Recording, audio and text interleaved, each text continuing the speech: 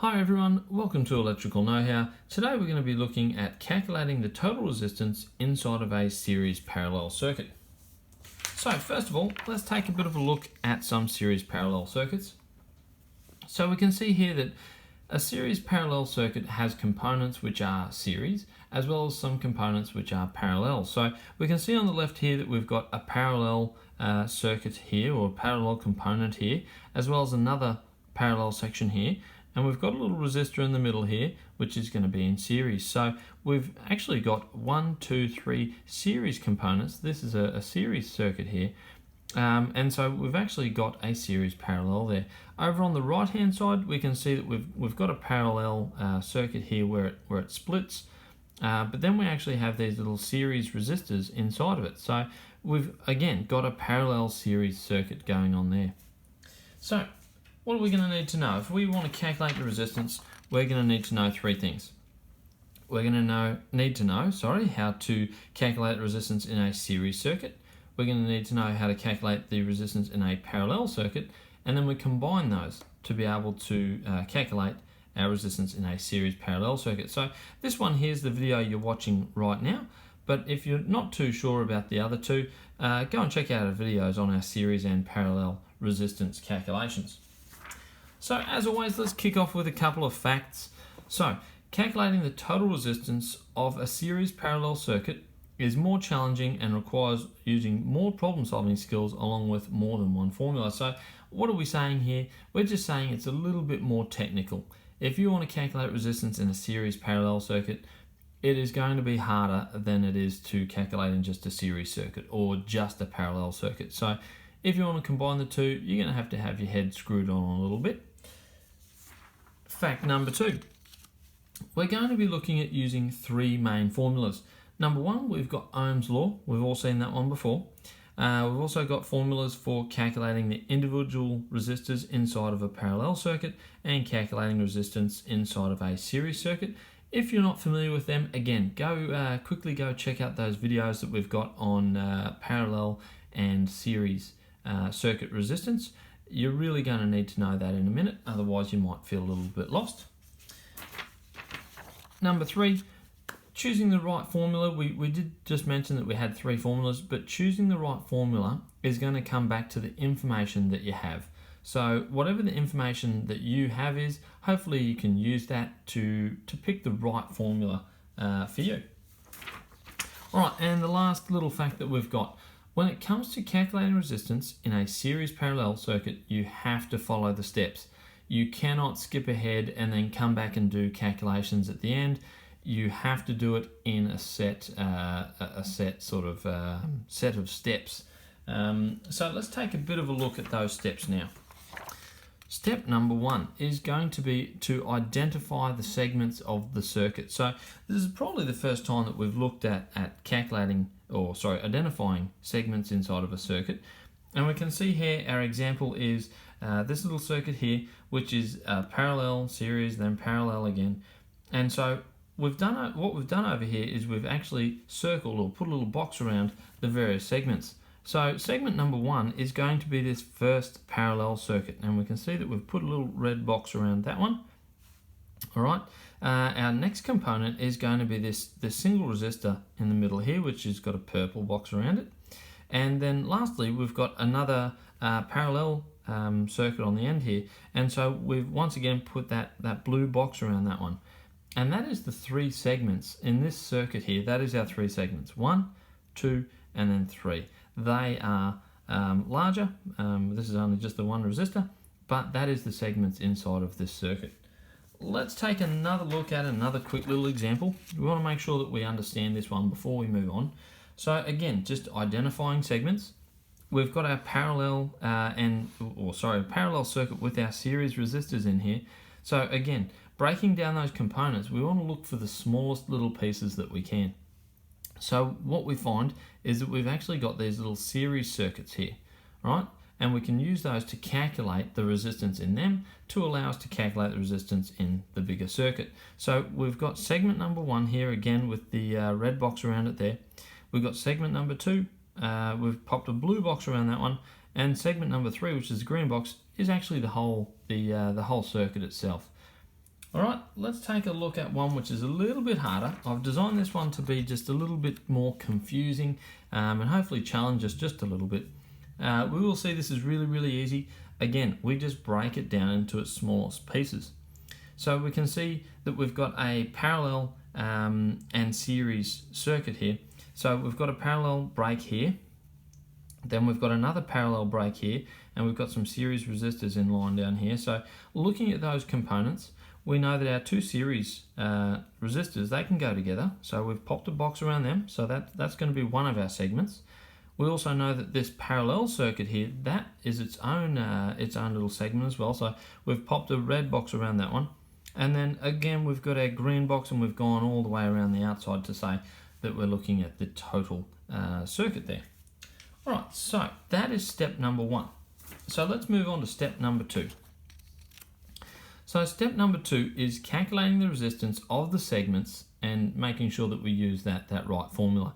And as we said earlier, that just comes back to the information that you have at hand. Just use the formula that works for the information that you've been given. So let's take a look at an example. When we're calculating the total of all of the segments here, so we've said that the red segment here, we haven't actually calculated this one. We will come back to it in a second, but just as a very quick overview, in this one here, we are looking at a series parallel circuit. So we've got the red one, we've put that box around it, and we've said that it's worth 10 in total for that segment. For number two here, we've got the purple box around it, we've said it's worth 20. And then for the blue segment, we've said again, it's worth 10. So we've got the parallel series here is worth 10 ohms, and the resistor in the middle is a 20 ohm resistor. And this parallel circuit on the end here, it has a total resistance of 10 ohms. Now, because this is a series circuit, we just add them up as 1, 2, 3, which we know from the previous videos that we've seen. So adding this one up, we just go 10 ohms plus 20 ohms plus the 10 ohms on the end here. 10 plus 20 plus 10 equals 40 ohms total resistance. Now don't worry, we're going to go into this one in a little bit more depth in a second. I just want to run through quickly that one there. I find that people can understand things if they see the end and then come back a little bit. So let's break that exact situation, or that exact example, let's break it down now. And so we can see we've got our whole circuit up the top there, and we've got our red segment.